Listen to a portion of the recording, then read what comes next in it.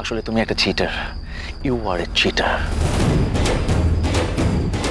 তুমি আমার দিকে আঙুল তোলো কোন সাহসে?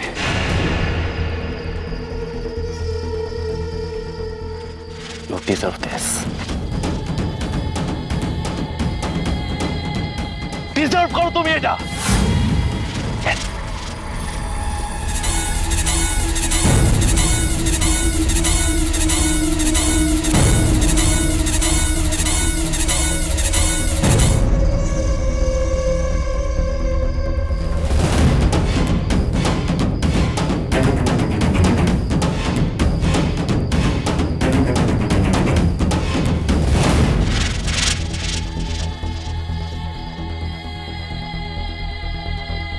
ও কোথায় গেল?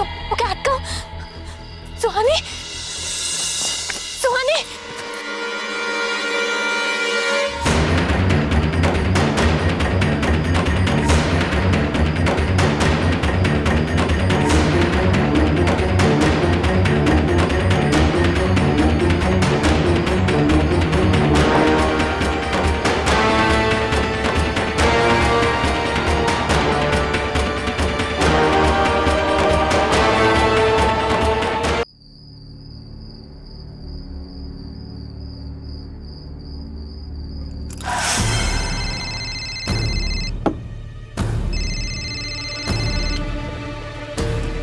হ্যালো সুইটহার্ট, বলো।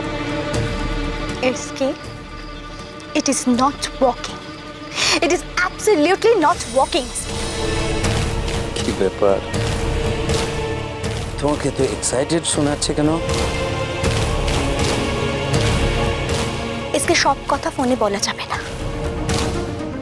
শুধু এটুকু বলতে পারছি, আমাদের প্ল্যানটা কিন্তু হবে না। আমাদের নতুন করে কোনো প্ল্যান ভাবতে হবে। আমি তোমার সাথে দেখা করতে চাই SK, as soon as possible. বেশ, তো তুমি আমার কাছে চলে এসো।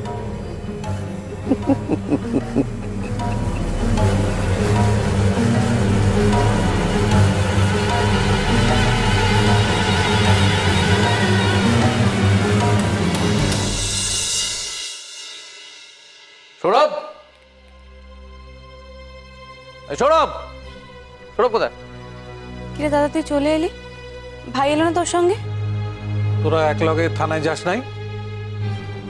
না, আর আমি তো সৌরভকে অন্যদিকে খুঁজতে গেছিলাম। ও ফোন করে বললো সোনি নাকি পালিয়ে গেছে, ওরা থানায় গেছে। তো অনেকক্ষণ হয়ে গেছে, ওরা ফেরেনি এখনো। থানায় গেলে কিন্তু একটু না, অনেকটা হয়রানি হবে। এই ব্যাপারটা যে কত দূর অব্দি গড়াতে পারে সে সম্পর্কে আপনাদের কোনো আইডিয়াই নেই। দেখুন দেখুন কোর্টের নির্দেশে আমরা সুহানি শর্মাকে এই বাড়িতে থাকতে দিয়েছিলাম। এখন যদি সে হুট করে উধাও হয়ে যায় তাহলে আমাদের দায়িত্ব কতটা বেড়ে যায় বলুন তো? আমার ছোট বলার মাথা ঠিক নেই জয়ন্ত। এই যে কি করে না করে। এইসব কথা বাবা থানা শুনবে না এসব কথা। আর ইন্দু, তুমি আর বড় বৌদি তো তখন এ বাড়িতে ছিল, তোমরা কেউ সৌরভকে আটকাতে পারলে না? কেউ না। না না, আমরা তো এমনি এমনি যেতে বললাম। আমাদের কথা তো ভাই অক্ষর অক্ষরে মেনে চলে, তাই না? ইন্দু, তোর এই স্যারেং করতে থামাবি? জয়ন্ত, জয়ন্ত, তুমি একবার দেখো না, তোমার ওই উকিল কাকার লগে কথা কইয়া যদি একখান পথ বাইট করন যায়। অসম্ভব। রণজয় কাকা একেই সেদিন কোর্টে আলোর ওই আচরণের জন্য ক্ষেপে আছে।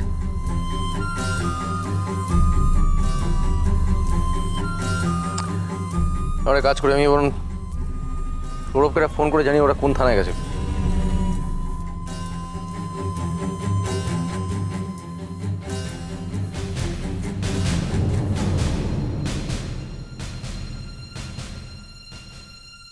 ওই তো ভাইরা এসে গেছে।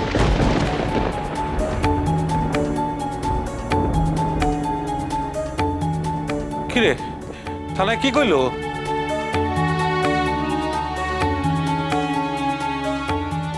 থানায় রিপোর্ট করে এলাম যে সুহানি নিজে থেকেই হঠাৎ করে। না না, ও নিজে থেকে পালিয়েছে এটা মেনশন করেছিস তো? মানে আমরা ওকে তাড়াইনি, নইলে তো কোর্ট আবার আমাদের মাথা উপর চেপে বসবে। দাদা দাদা ব্যাপারটা কিন্তু অতটা সহজ নয়। ছাড়ো না জয়ন্ত, ও তো চাপ নিচ্ছ কেন? আপদ বিধে হয়েছে এটা মনে করে নিশ্চিন্তে থাকো, যথেষ্ট হয়েছে, অনেক হয়েছে। ঘরের ছেলে ঘরে ফিরে এসছে, ঘরের বৌমা ঘরে ফিরে এসছে, ব্যাস শান্তি। ছাড়ো তো, বসো বাবা। ইন্দু যা হবে তুই একটু চা করে নিয়ে তো। চায়ের সঙ্গে একটু পকোড়া ফকোড়া হলে আরো ভালো হয়, কি বাবা? হ্যাঁ, নিশ্চিন্ত মনে খাওয়া যাবে। যা। ঠাট্টা করিস না দাদা, ও আপদ কি সহজে বিদায় হবে? কপালে আরো 4টে ভাঁজ ফেলবে, দেখে নিস। দিদি প্লিজ পর্দার পলিসিটাই মেনে চল। সত্যি তো আমার জীবনটা একটা ঠাট্টাই হয়ে গেছে।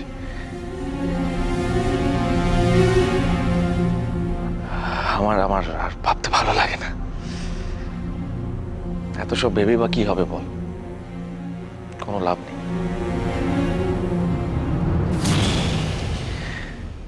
I really need a break.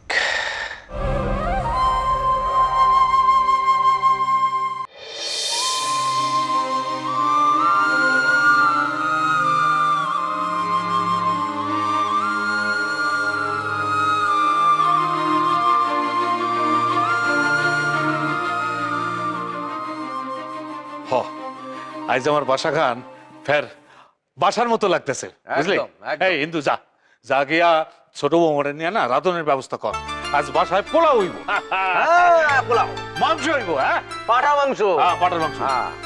তো ছোট পোলা হাজার থেকে হীরা ভালো করে খাওয়ান দান করে নাই। হ্যাঁ, আজ আমি নিজে গিয়া মাংস কিনে আনাম, পাটার মাংস কিনে আনাম। হ্যাঁ, দেখার এই টেনশন না ভালো লাগতেছে না। হ্যাঁ, এই ভ্যান কি বাসন যায় ক, যা হইব দেখা যাইব। হ্যাঁ, যাকে বড় বৌমারে ডাক। হ্যাঁ, সব ব্যবস্থা কর, যা যা যা যা যা।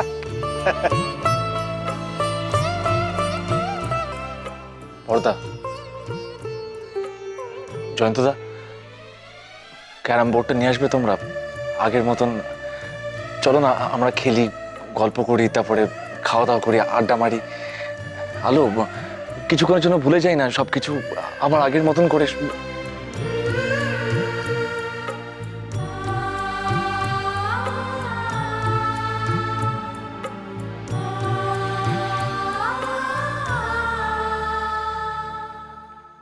আমি ফ্রেশ হয়ে আসছি।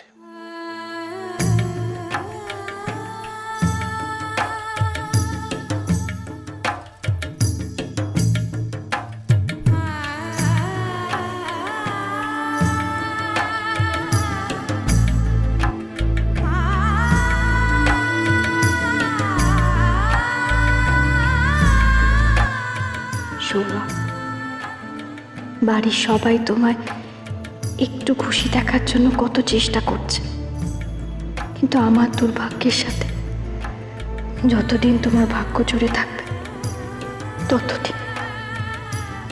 ততদিন বোধহয় তুমি কিছুতেই ভালো থাকতে পারবে না। কবে বুঝবে তুমি আমার কপালের সুখ লেখা নেই?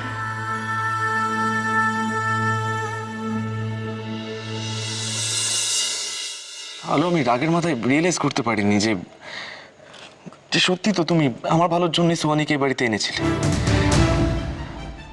তুমি যখন আমাকে আটকালে, আমার মনে হলো তুমি আমাকে একটা বড় পাপের হাত থেকে বাঁচালে। আমি নিজেকে মেরে ফেলতে চাইছিলাম আলো, নিজের জীবন থেকে সোহানিকে বরাবরের মতন দূরে সরিয়ে দিতে চাইছিলাম আমি। অ্যাক্সিডেন্ট? কার অ্যাক্সিডেন্ট? হোয়াট? সুহানির অ্যাক্সিডেন্ট হয়েছে?